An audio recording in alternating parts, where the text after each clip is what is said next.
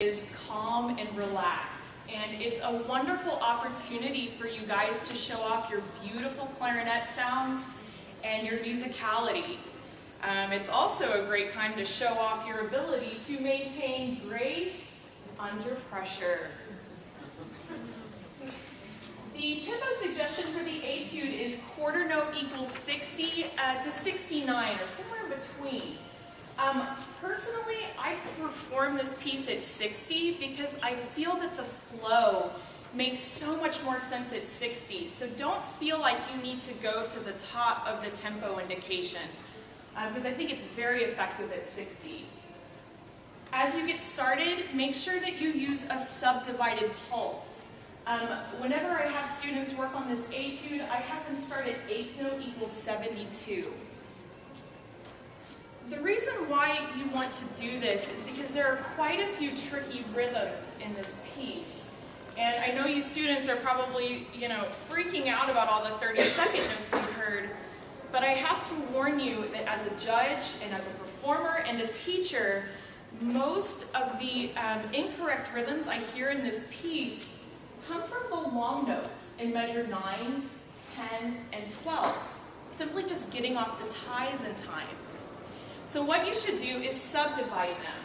I like to subdivide these two quarter notes into 8th notes, and then the 8th notes in bars 9 and 10 into 16ths.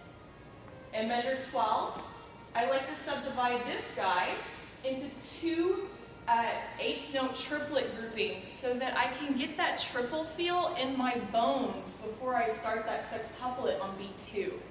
Here's what it sounds like with the subdivision.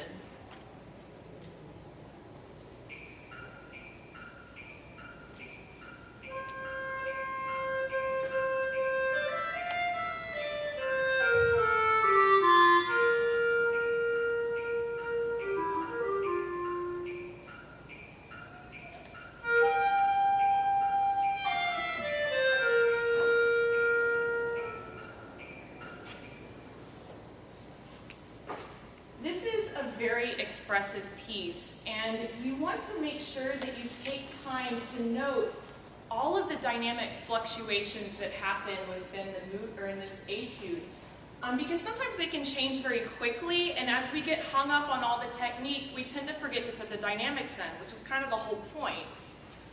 So, for example, in measure 11, make sure to execute these really brief crescendos and decrescendos.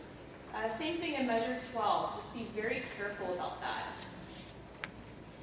Now, I'm sure I'm going to sound like a broken record today because you're going to hear me saying a lot that it is so important in both of these etudes that you constantly keep a fast, pressurized, energetic airstream that's supported with your abdominal muscles. It is very important to not slow down the speed of your air, especially in measures 9, 13, and 15. You want to keep the air moving through these bars because you want to create a sense of momentum towards a larger goal. I want to mention two things about articulation in this piece. The first is just the simple observation that all of the 16th notes should be tongued legato, unless they're marked otherwise. For example, we have measure 11, we have some accented 16ths that students often don't accent because they try to perform them the same exact way that they were written in measure 9. These are two very similar passages. So make a difference between these two passages. It's really effective. I also want you to notice something, and I will not lie, I didn't notice this until I was preparing for this presentation, and I have played this etude like a million times. This C sharp does not have an accent on it. It should be held long. The second thing I want to mention about articulation is the importance of air emphasis in this etude. Here at measure 12, we've already kind of seen this measure. The rhythm is very tricky because this tie tells us that we're not allowed the tongue the beginning of the sextuplet, and that makes it really hard to feel. But the tie doesn't say that we can't articulate it with our airstream, and so that's what we're going to do. You should push a gentle burst of air against beat 2 so that you can feel beat 2 occur, and then, so that you can bounce off of it into the sextuplet grouping. Also put an air emphasis on this G sharp 32nd note in bar 13. You have an A natural that surrounds it, which creates 2 half steps. And always be warned about half steps in fast passages. We tend to rush off of them. So if you push your airstream against that G sharp, it'll lean on the note, and it will help you play the rest of this passage in time. Fingering suggestions. Definitely, please take a picture of the screen or mark these in your parts. The big thing about fingerings in here, there's just a couple of concepts I wanted to point out.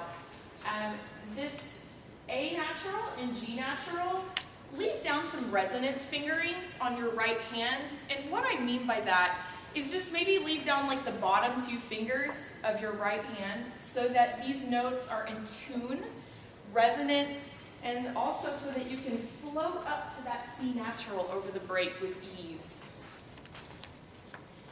Make sure that in the 32nd note passages, or at least in measure 13, because I don't think this applies to 15, no. When you have a C sharp, make sure that you keep that on the right hand pinky only.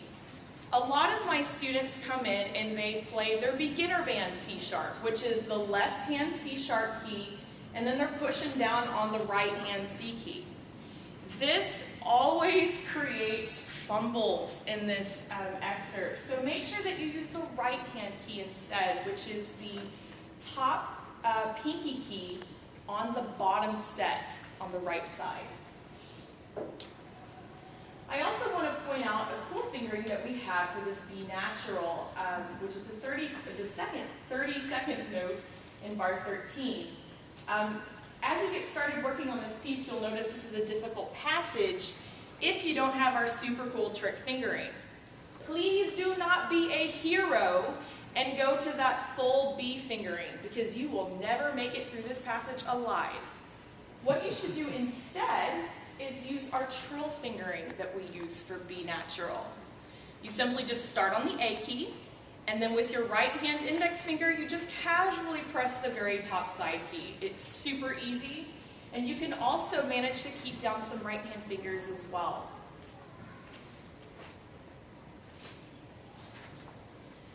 You might have noticed that we have some funky little symbols right here. Have any of you seen these before? Ish. These are called turns, and if you don't know what they are, it's just a simple embellishment that we add to the 8th notes. And the errata of this etude states that this should be the rhythm that we perform. I have recorded this rhythm for you at 2 different tempos. The first is at my performance tempo of quarter equals 60, and then I've also recorded it at 8th note equals 60, which should be that pulse that you're using for your practice tempo. Like I said, you can go around 72, just at the 8th note pulse. But I wanted to record them for you both ways so that you can hear how to fit it into your pulse.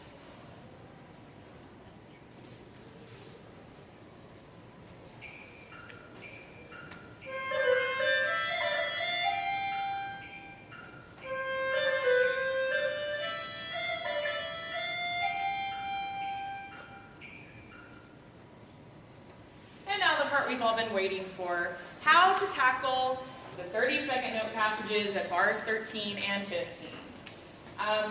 First, I want to point out that measure 13 is marked con tinto.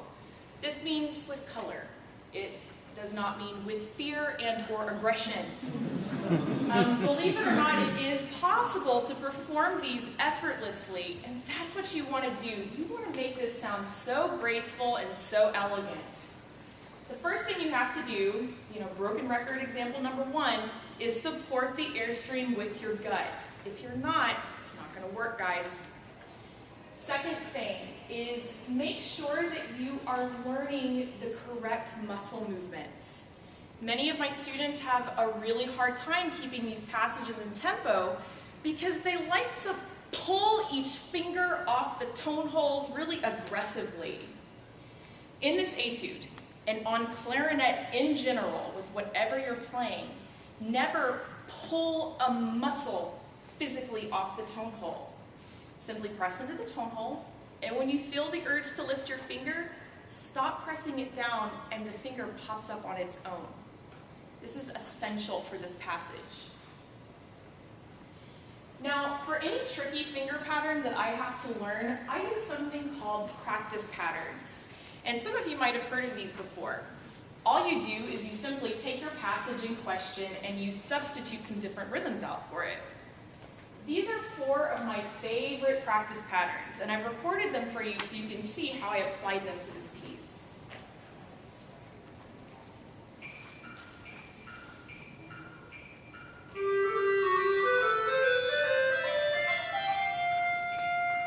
This is the second one.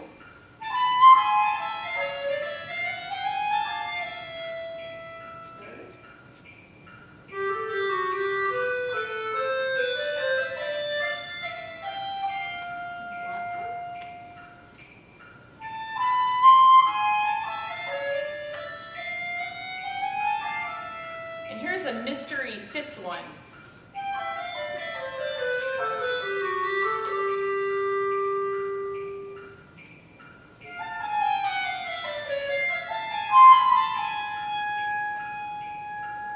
So that last pattern, all I was doing was simply playing the passage backwards, which it's kind of a brain teaser, but it really wakes you up in the morning, and it really helps my fingers memorize the muscle memory involved in this passage. All right, let's move on to the second etude, which is number 24 of Rose's 30.